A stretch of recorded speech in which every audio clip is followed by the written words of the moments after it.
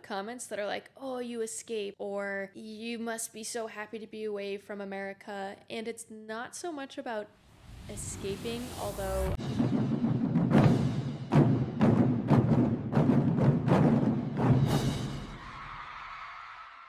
All right, and we are recording. Welcome to the Mic, the Made in China podcast. I'm your host, Colin, and also the producer. There's been a lot of opinions out there on China, mostly from people who have never been here. So I thought it'd be interesting to find out what life's really like from people here living it. So today I'm with Cheyenne in Shanghai, and all her links are in the description. Give her a follow, especially if you're a dog lover or if Shanghai, China is on your bucket list. There'll be no edits today. There's no agenda. And to be honest, we just met in person 30 minutes ago on the elevator. So this is just real conversation and our personal opinions. So Cheyenne, thanks so much for taking the time today. Thanks for having me. I'm so excited. All right, let's jump in. So firstly, I just wanted to know from you, what's your life back home, and like what was your life before you made it to China? BC, before China. Yeah. Well, I guess I'll start. I am originally from Connecticut, so East Coast of the United States, but I've lived in Colorado for the past 8 years or so before China. So I went to school out there, got a degree in environmental sustainability, and just kind of started my life out there in Colorado. I lived in Fort Collins for a few years. That's awesome. Yeah. I've been to Colorado a couple times, mainly for vacation. It's a beautiful state. Oh my gosh, it's the best. My favorite in America for sure. And when I first reached out to you to have a conversation, you mentioned that your husband had some visa issues. Do you mind sharing like what exactly happened? Sure. Well, I guess starting from the beginning, all of the visa things were fine in China. Okay. But he had to switch from a work visa to a student visa this summer, and now he's on a tourist visa. So I guess for anybody listening, the visa situation is a bit complicated in China. Yes, so, and for me too. Yeah, you have to jump around if you want to be here for different sort of reasons, and they have to be updated kind of frequently depending on what you're doing. Right. And that's, great for you guys listening to know is like my situation was I got stranded in Dubai. It just had opened back up after COVID. Oh, yeah. And I was completely stranded in Dubai because I wasn't allowed to travel to China on my tourist visa at the time. It wasn't open for tourists. And since then I've changed to a Q1, a family visa. But it's so important to have your visa accurately match what it is you're doing in China. So if you're a tourist, you should be on a tourist visa. If you're a student, you should be on a student visa, work visa, and so on. But yeah, cool. How did you get your current, what are you doing here for work, and how did you get your job? And people are always curious, like, how do I make it to China? What do I do when I get there? Stuff like that. Yeah. Okay. This is a good question. I guess I'll start off by saying I never in a million years imagined myself living in China. This is kind of something that almost fell out of the sky to me, it feels like. So I'll start from the beginning. My husband and I were living our lives in Fort Collins, Colorado, and life was good there. And he had been to China a few times in his life before, and he had gotten the opportunity to visit a friend out here. Again, I think this was like a year and a half ago at this point. So he came out here and visited his friend, Austin. They went to college together. He went to work with Austin one day at a school in Shanghai. And this is a private bilingual school. They have primary, secondary, and high school. And so while Spencer, my husband, was there, he was talking with some of the HR people, and they said, if you're interested in coming back, we do have some positions available. And so he said, all right, cool, I'll consider that. But, I do have Cheyenne back home. And at this point, actually, we were just boyfriend and girlfriend. Oh, wow. Okay. Yeah. So we've known each other since we were 13. Our lockers were across from each other in high school. Wow. Yeah. And so he was still in China, and he had mentioned like, oh, yeah, I got this job opportunity out here, and they said they'd be interested in talking to you, too. And I was like, yeah, that's cool. We're not doing that. You're like, yeah, but no. Yeah, I'm like, what nice idea. Like, it just didn't feel like something that was serious or that could be achievable. And so he didn't push it. He was just like, okay. And then he had talked about it just a little more when he had come back from China.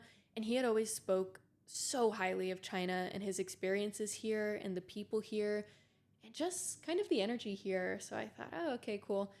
And then he talked about it again. I said no. We went to bed that night. I woke up the next day and kind of just imagined myself like 50 years from now, 60 years from now. Hopefully I get to live that long. And just thinking, what if I turned down this opportunity and didn't do it? I feel like I would regret that. So then I told him, let's talk about this. Let's figure it out. I interviewed with the school, and they actually had a middle school science teaching position available. And to me, teaching English, which is what a lot of teachers come here to do, Right. it sounds boring. Yeah. I don't think it's very fun. So when they said, there's a science position for 7th and 8th grade, and my background is in science as well, I was like, oh, okay, this sounds fun. Let's talk about it. So that's how I came here. That's incredible. And yeah, teaching English is, of course, an easy path, but it's not hard for us to speak or teach English. And it does get kind of, every Chinese person wants to speak a little English with you and whatnot. Yeah. But science, tell us about what like science class is like in China, or what did it meet your expectations? Is it like what we had as students in the United States growing up? What's a science class like? Well, I think my science class Yeah. is similar to what we had in the United States growing up, the one I'm teaching in China, because I'm using what I learned. We do lectures, take notes. I teach them all about like how to do experiments, do the variables, how to write a hypothesis.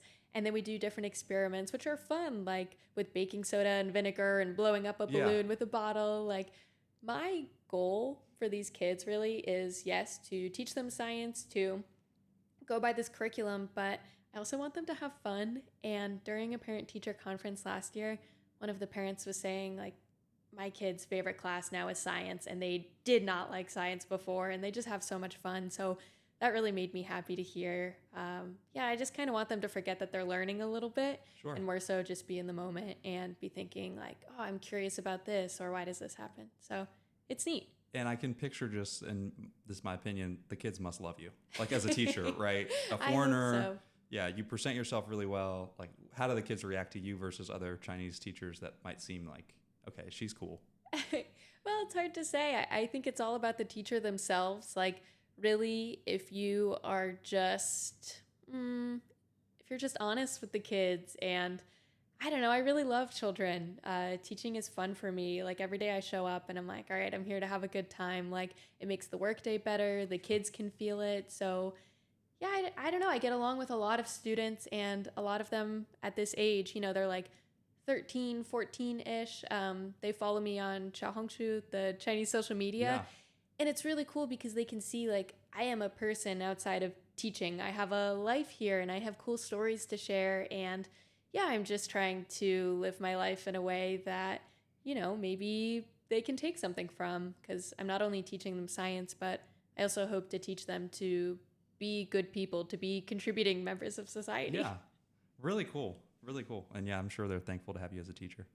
Do you get a lot of like any strange foreigner reactions from kids where it's like they're scared of you, or they're intimidated, or any reaction that, and this may never happen. I'm just curious. Like, a lot of people ask me, they're like, as a foreigner, are there people who, don't like you, or things like that? Do you get any of that in person? Not at all. Actually, yeah. I think all of it is always curiosity for the most part.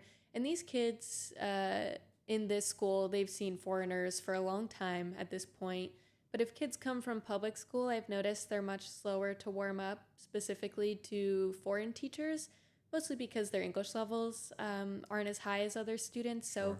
They might feel a little self-conscious or just really, really shy. So I use, what little Chinese that I have to kind of connect with them, or I'll give them like some clay or just like a lollipop, just something to show like, hey, I'm on your side here. Yeah. Like, I'm not somebody you should be afraid of. And hopefully we can become, build a relationship. And I'm sure they appreciate that. Yeah, it's like that helps a ton.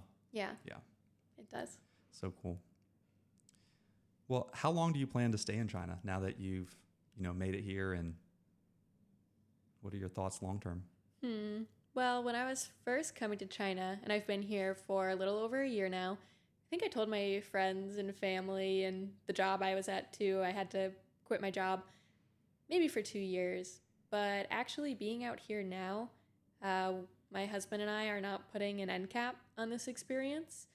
We will stay for however long feels right, and we're really not in a hurry to leave because, yeah, I think the longer we're staying here, we're thinking, this would be a great place to raise a family. This is a great place to make connections and see other parts of the world. So, not sure.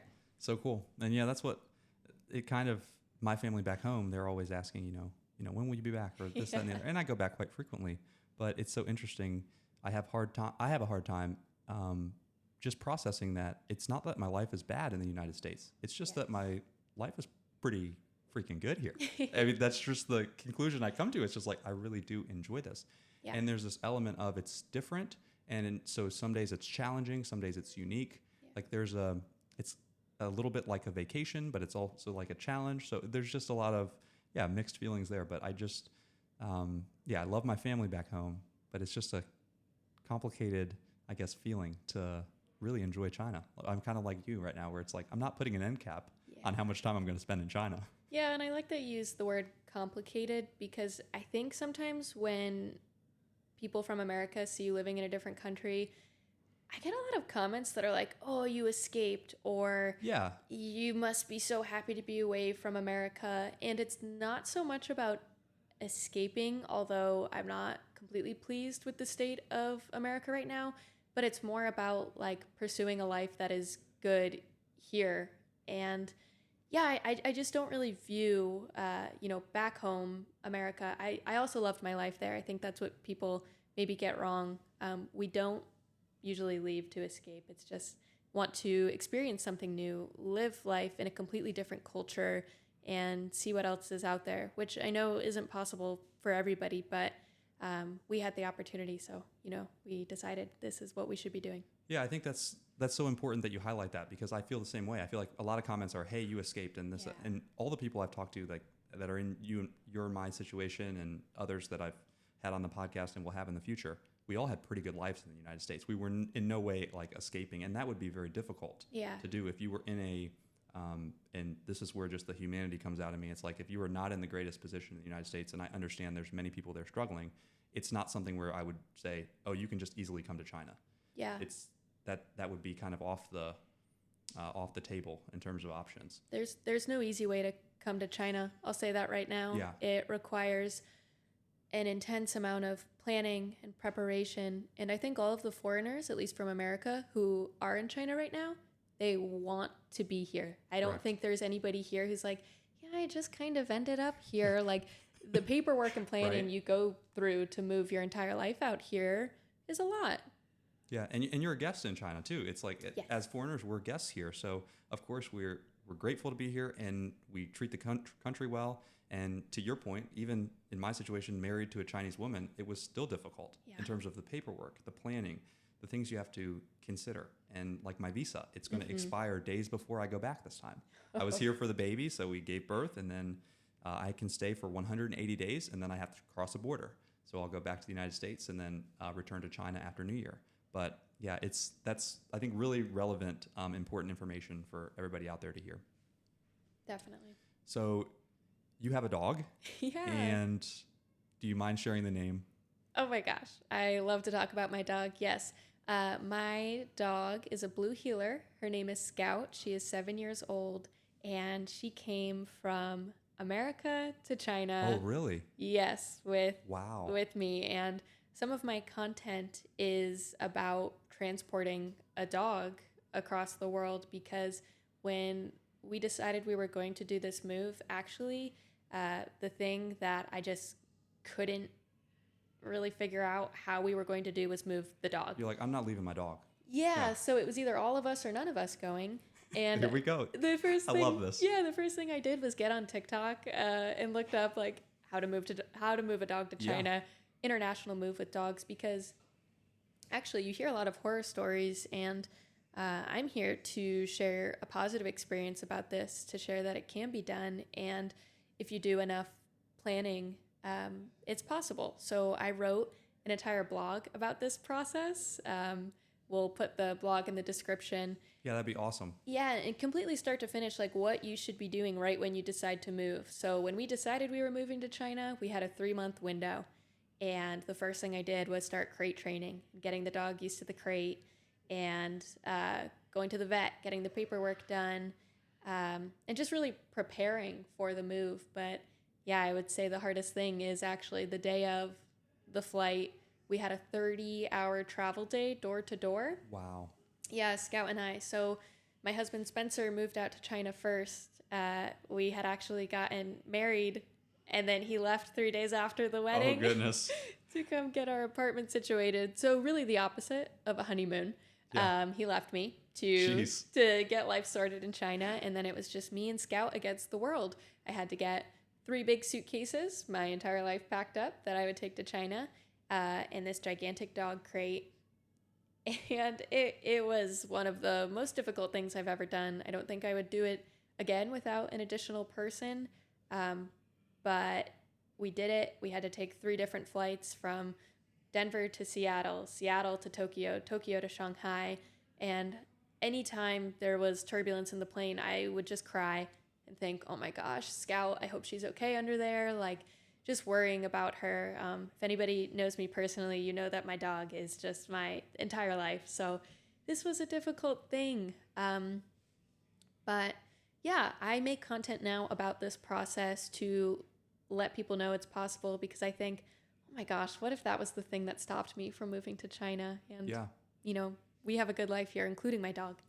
That's incredible. And like, I have questions just off the top of my head, like how much, like generally how much does it cost? Just a price range? Sure. Well, there are a lot of different price ranges that you can do this with. So there are pet relocation service companies you can use. And when we first looked at this, it was like $10,000. Whoa. That's what we saw. We saw something like that and we were like, whoa, this is a lot. Yeah. It almost feels like that is just not accessible, because moving across the world is expensive. You know, you've got all the moving prices. Luckily, we were able to use credit card points for our flights, which is amazing. Yeah, that's awesome. Yeah, but I think we did it. Maybe it cost around $2,000 USD, and this includes like the price of the vaccinations, my dog's flight ticket. So you found a way to make it really, and I wouldn't say that's affordable. That's still a lot of money. It's expensive, but you made it far less than what I saw, which was $10,000 to bring one dog, and I had 2 dogs back in the States. Oh, yeah. So I was flying back, you know, and half the time I'd just stay at my parent. Like I would spend more time at my parents' house with my dogs than I would spend at my own house. Yeah, exactly. Down the street, because my mom would watch and take care of the dogs.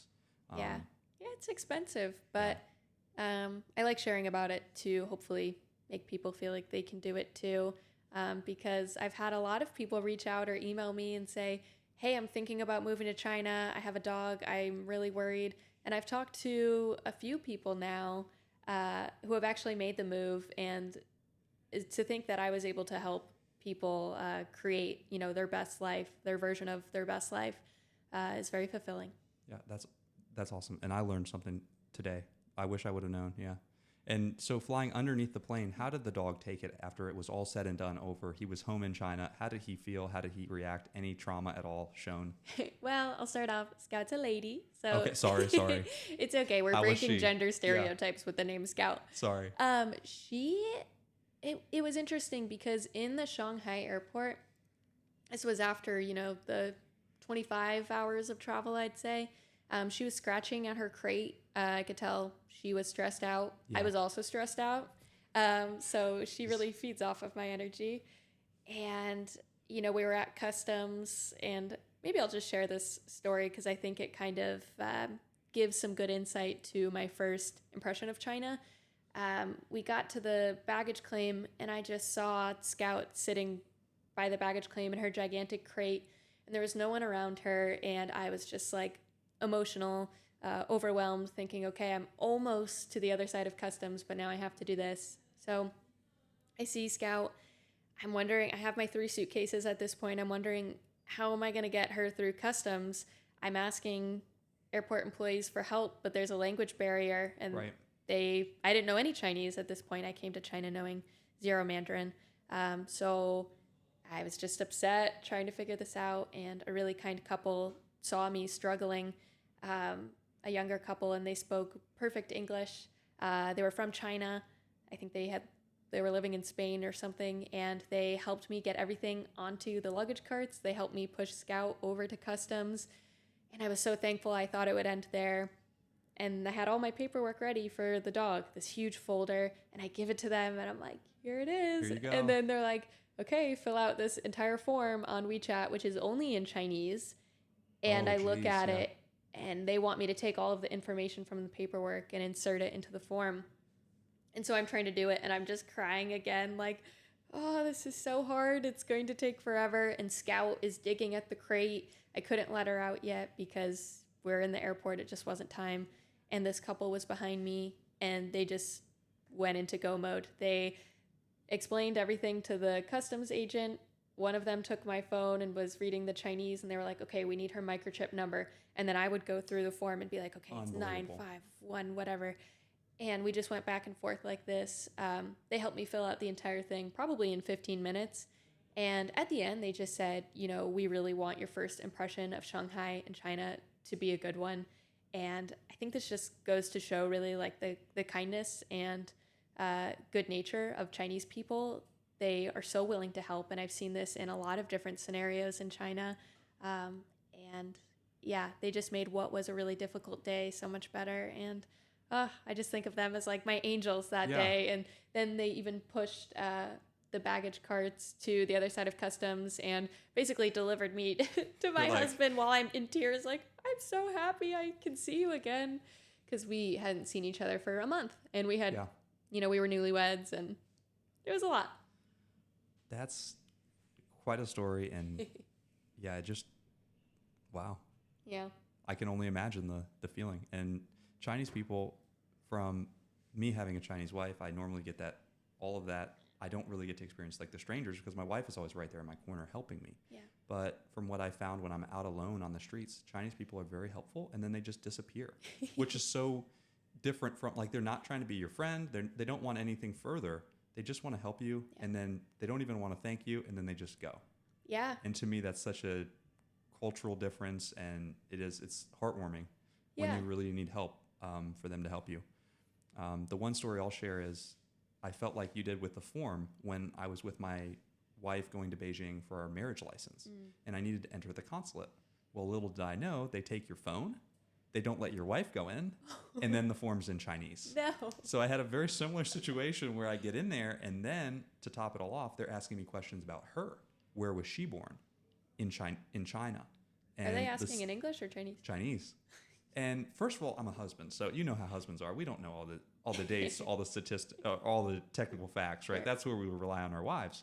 And so I'm sitting there just kind of like in panic. I can't text her. Yeah. I need to figure all this out. I know that the city was Wenzhou, and I don't know how to spell it. And the same situation where a Chinese person who could speak great English walked up to me and said, "Hey, bro, I got you.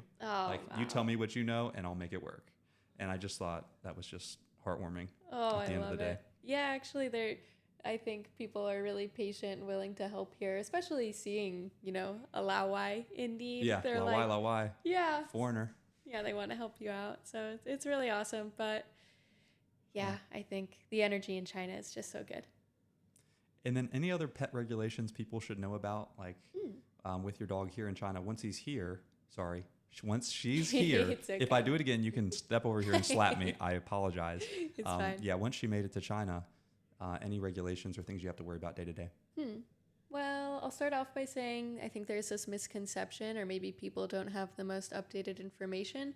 You don't need to quarantine your dog when you get here, so long as you have all of the correct paperwork. So there's a specific test that you need to have done called a rabies titer exam, which basically shows no history of rabies in the dog's system.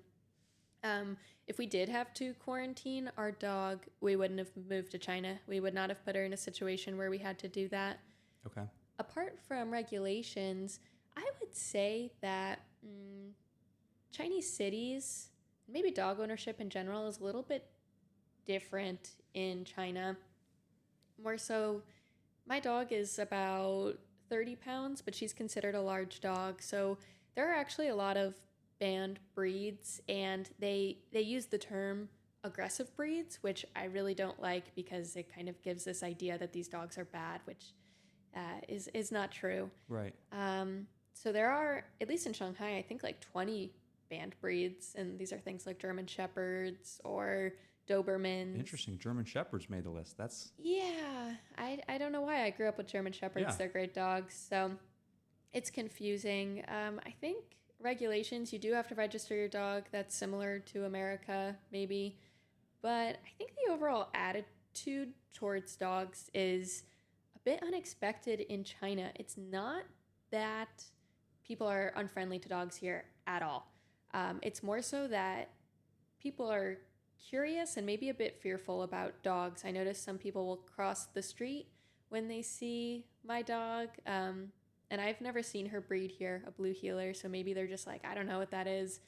But some children will see my dog and just start screaming. And, you know, their nai-nai, their grandma will just like shield them. And I'm sitting there like, this is a blue heeler. yeah, This is I'm a like, pretty cool dog. be a pot, don't be Yeah. afraid, you know. And I think there's this attitude, people are pretty fearful of rabies. They're fearful of dogs biting. And it's not as dog friendly in the sense that nobody comes up to you and they're like, can I pet your dog here? Like in Yeah. America, I couldn't walk down the street without that happening. And there's also a lot of parks in Shanghai, in Chinese cities, but a lot of them do not allow dogs. I noticed that too in Hangzhou is where, Yeah. and they've changed it slightly in Hangzhou. We opened the massive like Olympic park that I do a lot of my videos at, and at first it was no dogs allowed. And then people in Hangzhou, they're like the most rogue people ever, and they also talk to the local government a lot. So Really? they were like, no, we're bringing our dogs. So everybody Wow. started just bringing the dogs anyway, and the security would kind of like shoo you away, like, no, don't bring a dog. But if it's Chinese citizens and they're like, hey, we really want to bring our dogs, then they finally just stopped and people bring their dogs. Oh, you're So kidding. it's a very interesting, like the rules and regulations and how they change over time, because that park was absolutely, and I wasn't sure if it was like because they were building it and seeding all the new grass was going down and all that stuff. I wasn't sure if that was the reason, but it definitely went from absolutely no dogs to now you see a dog every day. So Wow. it's strange. Yeah, that makes me hopeful, Hopeful, right? then. Yeah. Because there's so many parks. Like Century Park in Shanghai is huge, but dogs are not allowed. And I often wonder if things will ever change. And, you know, I post all of my videos you see on TikTok, also on Xiaohongshu. So I get this perspective from, you know, the Chinese people as well saying, yeah, we also really want to bring our dogs there. But they explain that usually there are like sensitive or vulnerable groups such as children or elderly people in these areas. Right. So people just don't really want to bring the dogs. Yeah, and I think it's, and sorry, my phone is going off. It's okay. I'm trying to press all the mutes I can. Guys, this is what you get from the Made in China podcast. You get authentic, you get me. I don't know what I'm doing. I'm sorry. Love it. But yeah, even with my small pug, or our small pug, it's my wife's dog that I inherited through marriage, and people are still fearful of him. Like I have to tell people he can't see. He's diabetic. No. I mean, the dog is barely can find a bush, let alone going to hurt your child. But yeah, I think it's just a general just caution. And Chinese people do exercise a ton more caution than we as Americans. Like, I don't know how your life was growing up, but like my country life was pretty wild. Like we were just, okay, what's the biggest trampoline we can put next to the largest pool, and then let's just jump from the trampoline to the pool. Drinking out of the hose, everything like straight hose water was A-okay. God, I miss hose water. Yeah, so having different. to buy bottled water here, I'm like, I just want to drink out of the sink. Yeah, and I know people are going to get at us in the comments, but it's like you could taste the hose in the water. Yes. Like you know what hose water tastes like versus tap water versus all these. And I'm sure it wasn't great for me, but that was we're here. Our top, that was just our best life at the moment. It's true. Yeah. Anyhow, that's awesome. What do you miss the most from home, from back in the States? Well, my first reaction is a good deli sandwich. But my second reaction is my friends and family. Yeah. It's really hard to be away from them. And, you know, my sister, she has a son, and she just had a beautiful baby girl, and I haven't met her yet. So kind of seeing, you know, my family grow up and change and I'm not there is difficult. And having to coordinate FaceTimes with my friends and just, it's a 12-hour time difference, you know? So, yeah, just maybe being around my friends and family. Although that's okay with me that I'm missing that right now because I'm also pursuing something that is so amazing for my own life. I think it's easy to get caught up on, missing things or thinking like, oh, I should be here, I should be there. But actually, I really feel like my husband and I are doing what is best for ourselves and also just growing a beautiful life. Yeah, and you get to take that experience back, right, with you, and you can share it with them, and that's always fun for me at least, and me and my wife, we go back, we always talk about how China is and what we're doing. The other thing I found is, like, in America, how many times did I actually take the time to go see my family every year? Yeah. And I kind of made it a challenge to, okay, when I do go back, I'm going to spend all the time with my family and see how much time I could spend with them every year. And I always joke at my brothers and sisters, right, I have 3 siblings, I always say, how am I the furthest one away? 3,000 miles or whatever, and I see my parents the most. Oh my gosh. So, like, what are you guys doing? And that's not necessarily true, but of course I exaggerate a little bit and just poke fun. But yeah, that's the family back home. It's the same for me. That's the hardest part for sure. And FaceTime has been our go-to. Yes, it's and amazing. With the baby, I will say, if my mom's listening to this, which she always will listen, it's really nice. Mom is not here, overbearing mom over the baby, and I can just FaceTime her when it's easy to see her with the baby, and then I can hang up the FaceTime call. I'm just kidding, Mom. But she is coming to China, and I'm going to pick her up later this afternoon. So, but it was nice to have 30 days without the. Have you heard from Chinese people at all about the baby thing with moms? Like this is one thing I think you'll be interested to hear. Okay. My wife goes, there's like private hospitals where you can deliver. And then for postpartum care, there's actually these like private, almost like resorts where you go as a new mother, and they take care of you. And Chinese women are booking these in some cases because they don't want the mom or the grandmother controlling too much after the childbirth. Like, they don't want them super involved. So they're like, we're going to book this so that way I'm taken care of by a doctor and my mom's not, telling me too much about what to do. Yeah, I mean, the culture is different in that way where the grandparents are so involved. And so at the place we lived at before, our apartment, I mean, there was a whole family, grandparents, parents, kids all living together. And yeah, I always I try to imagine that for myself. And I'm like, oh, that would be pretty hard, but nice at the same time. Yeah, nice. I'm not bashing it in any way, saying that's like, I love that the families are around. And I just think it's a funny thing. It's like, sometimes it's a little bit too much. You know how it is at times, right? You need a little bit of space, but especially right after a baby. No, love having my family around. That's why they're coming to China here. My grandma's even coming. Yeah, that's badass. So she's my grandma. Shout out to Meemaw, okay? Meemaw, you get around pretty nicely. So the last question I'll ask you is, like, where have you traveled around China, and what's your favorite Chinese city? Like, shout out to all the different cities in China and how different they are. I know you were in Beijing when I first reached out. So yeah, what's your travel experience around China? Wow. Well, I think the best thing about China is it's so easy to get around. So easy. The public transportation is phenomenal. The bullet train, which you took this morning. Yeah, I took this morning. I left at like 6:30, and I'm here in Shanghai Tower at now it's 10:30. Yeah, it's amazing. So you can get places so quick. So we use that a lot. We actually went on a little journey around. I think it was maybe last October in Golden Week. So you only have about a week to travel. Yeah. And you try to get in as much as you can. So we traveled to 5 different Chinese cities in 5 days. You can't do that in the U.S., yeah. You cannot You're not doing do that. I mean, China puts the U.S. to shame in terms of transportation. Yeah. So, gosh, we've probably been to like around 10 Chinese cities now. Nanjing, let's see, Beijing, Wuyuan, which is kind of like a countryside, Wuhan. Gosh, so many, like all around Shanghai. Shanghai is my favorite by far. I think whatever city's your favorite, that's where you should live.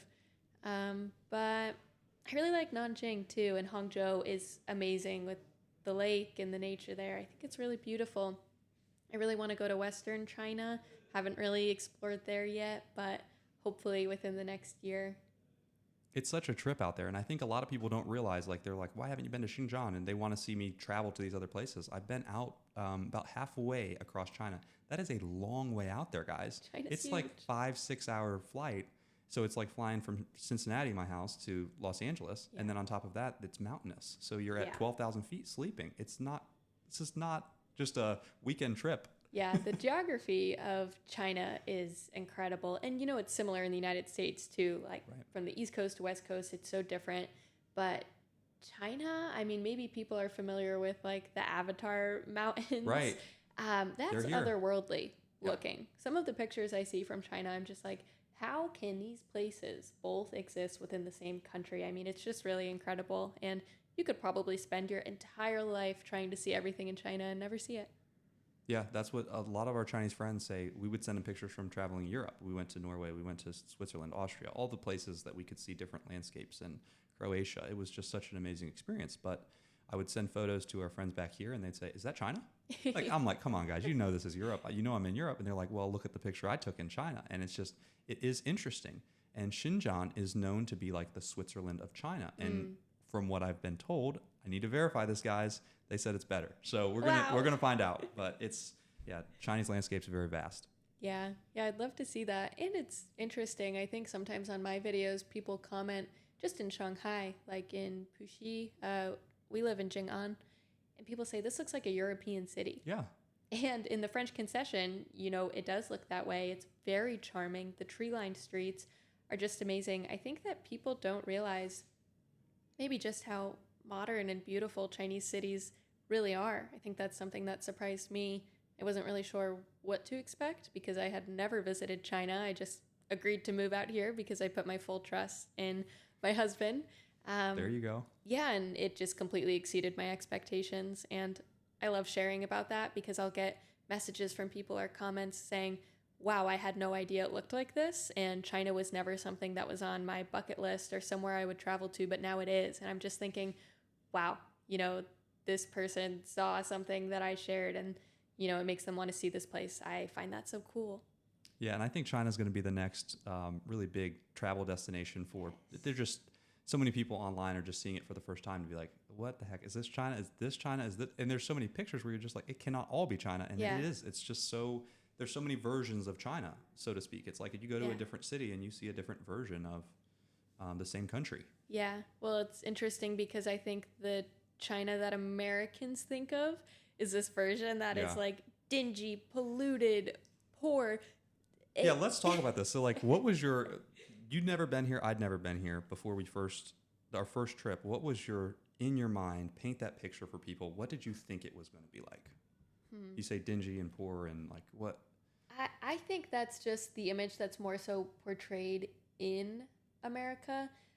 For myself, I really had no idea. I started looking up videos or pictures and I was seeing so many different things, but I had heard about the pollution and I don't know, was expecting that, or I just didn't expect it to be so modern. I didn't expect it to be so, quite frankly, normal. Like this is just a normal place so here. adaptable. Were you just like, I thought it was going to be night and day different. Yeah. Where it's actually far more adaptable than you think. Like Chinese people are just like us. Yes. They speak Chinese, but they're just like us in a way. Yes, definitely. I just thought it would be like a crazy, crazy different life, but really it's so normal. And I don't know, maybe I just didn't expect everything to be so developed and modern.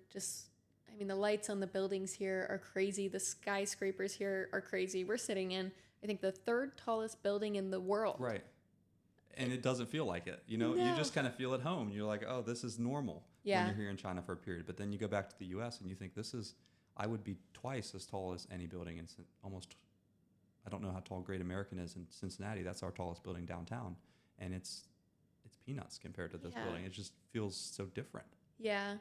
I also maybe thought it would be dirtier because I think of American cities like New York and I think of like, ooh, the subway smells very stinky and you see trash everywhere. So I thought, okay, well, these are more cities. I should expect this. But there are city workers that wake up 4 a.m. and they are always sweeping those streets with those brooms that are made out of like a tree branch or something. Yeah, what are those brooms? It's like they're the multi-tool of the century, apparently. It's the backbone. It's the same broom and it's this wild looking, like almost like I would call it like a horsehair, like a Yeah. hay broom where it's just got a bunch of strands to it. Yeah, it doesn't look like it would work, but they really make it work. Super effective. Yeah, and really just Chinese cities look the way they look because of the city workers. And obviously the government organizes everything, but the people who are cleaning the streets, they really don't get paid that much, but they make this place so special and so clean. And whenever I see them, they're working so hard, and it's usually older people too. Yeah.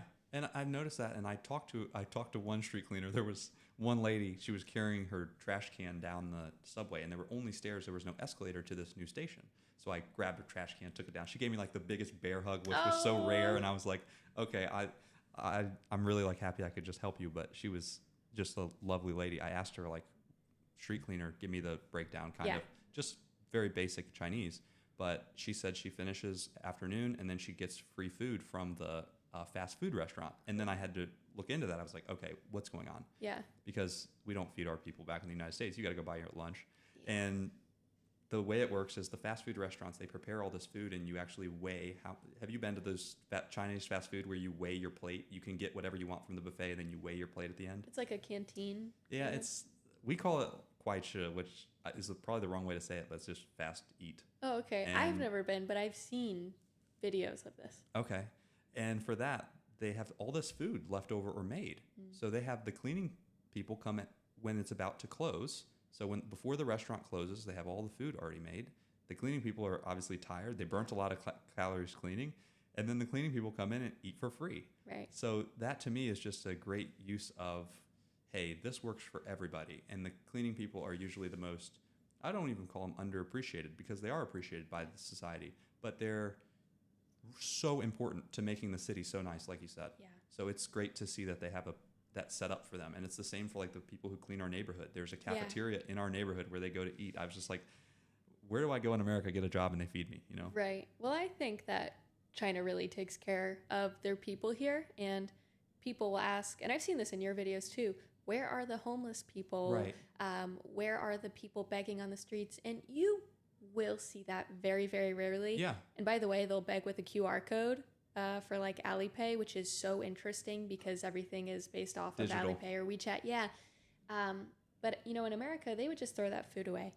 And there are a lot of homeless shelters that could use it. And I'm sure some food places are able to donate. But you see a lot of waste in America and kind of everybody for themselves and not worrying about like every member of society. But I think what people get wrong about China, they think it's this big, scary place, you know, the CCP, but everybody is really taken care of here. Yeah, in reality, the people are very happy. Yes. And that's what's so different. It's like, if it was terrible, I would expect I mean, I see both sides back in the United States. There's some people living their best life. There's some people very frustrated right now. I get it. Like, I don't have a bad life in the United States. I'm not here to complain about it. But here in China, I was expecting to see kind of the same thing where people were going to be very upset. You know, their government's not good enough and this, whatever it is. And that's not the vibe you get from the people. They're very appreciative of the stuff. They're like seeing their life improve daily. And it's like, oh, this is nice for me too. I'm like, hey, sign me up as an American. Every day I get a new subway line in Hangzhou. Every day a new park opens. Every day the streets are clean in the morning. It's like stuff you never thought was possible is happening in front of your eyes. And you're just like, I want this back in the States. Yes. You know? I want this for every one of my fellow citizens. Yeah. And I love that. And I hope that other countries can learn from that and maybe change how they're going about, gosh, I don't know, so many different things. But I think China obviously has been up and coming for so long. Yeah. But there are so many things that other countries can look at China and say, we should take some notes here. Yeah, I totally agree. And I think your point is so valid that it was a long time coming. It's like people just think one day China was like this. No, they really said, we're going to solve our homeless and our poverty problem. And for many, many years, they transformed their country into a place where, and I exaggerate in my videos, I'm like, there's no homelessness in China. Of course, guys, you can find a homeless person, but it's going to be really hard. Yeah. Like, it's not like the U.S. I can go to Portland right now, and there's just tents tents and tents and tents. It's sad in a way. Yeah, but it is sad. It's different. I don't want to end this on a bad note, so let's go with one other question from TikTok that's just a common one. I'm trying to think. I don't want to end it on a bad note. So people ask, like, oh, safety. As a woman in China, speak to that. So, like, I'm not a woman, so I'm not the right person to ask. People always ask me, like, if I'm a single woman traveling China, or what's the culture like towards single women, or for you, married women that you still go out on your own. Yeah. What's it like? Wow. Safety is my favorite thing about China. I could just talk about this all day.